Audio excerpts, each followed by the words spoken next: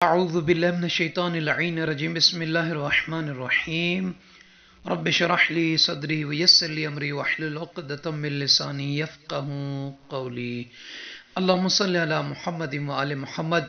سامعین عزیز، دعا ہے پروردگار عالم تمام مومنین مومنات کو اپنی حفظ و امان میں رکھے، آپ تمام سننے والوں کی عرضوں کو حاجتوں کو اس ماہ مبارک کے صدقے میں منظور و مقبول فرمائے، اور دعا کرتا ہوں کہ پروردگارہ جن بہنوں، جن بیٹیوں، جن مومنین و مومنات نے مجھ خاکی خاتی ناچیز بندے کی ذمہ دعائیں لگائیں، بار الہا تو علی کل شیء قدیر ہے، خداوندہ تو دلوں کے رازوں کو جاننے والا ہے اور بہترین عطا کرنے والا ہے۔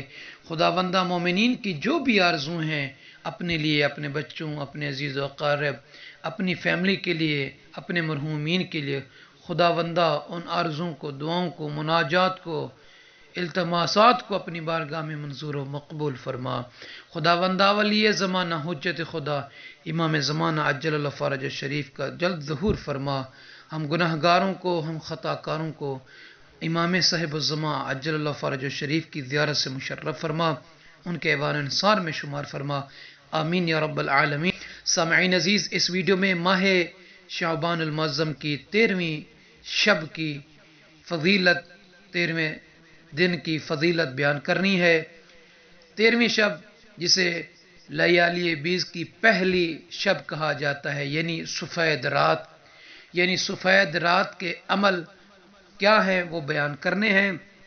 اللہ کے نبی حضرت محمد مصطفیٰ صلی اللہ علیہ وآلہ وسلم ارشاد فرما رہے ہیں کہ ان نبی صلی اللہ علیہ وآلہ قال ومن صلی فی اللیلۃ الثالثۃ عشر من شعبان رکعتین، کہ جو شخص ماہ شعبان المعظم کی 13ویں شب میں 2 رکعت نماز پڑھے۔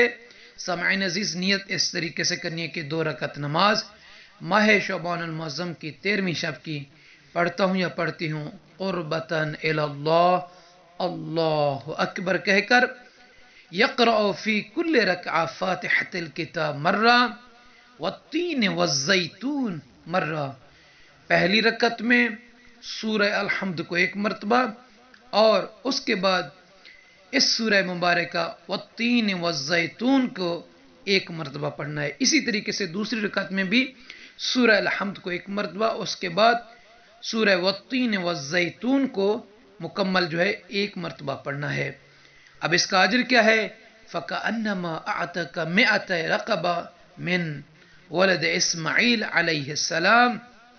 اللہ کے نبی ارشاد فرما رہے ہیں کہ جو یہ شخص جو کنیز اس نماز کو 13 ماہ شعبان المعظم کی رات پڑھے گا، گویا کہ ایسا ہے کہ اس نے 200 افراد کو جو اولاد اسماعیل علیہ السلام میں سے ہے ان کو آزاد کیا ہے، یعنی 200 افراد اولاد اسماعیل کو آزاد کرنے کے برابر جو ثواب ملے گا، وہی ثواب اس نماز پڑھنے والے کو اللہ تعالیٰ عطا فرمائے گا۔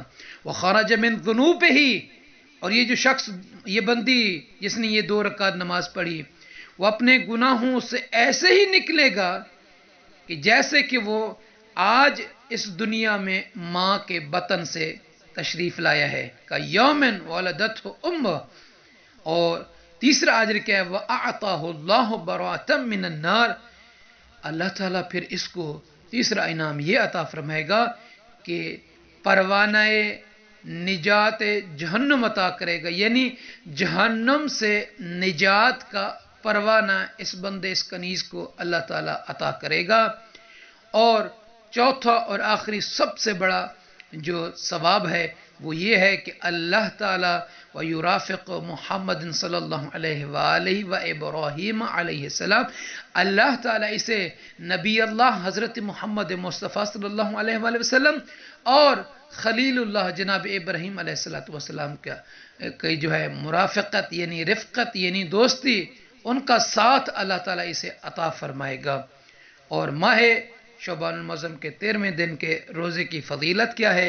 اللہ کے نبی صلی اللہ علیہ وآلہ وسلم ارشاد فرما رہے ہیں ان النبی صلی اللہ علیہ وآلہ قال ومن صام 13 یوما من شعبان استغفرت له ملائکہ سبع سماوات، جو افراد، جو شخص، جو کنیز 13ویں دن کا روزہ رکھیں گے، اللہ تعالی کے 7 آسمان کے فرشتے اس کے لیے طلب مغفرت کریں گے.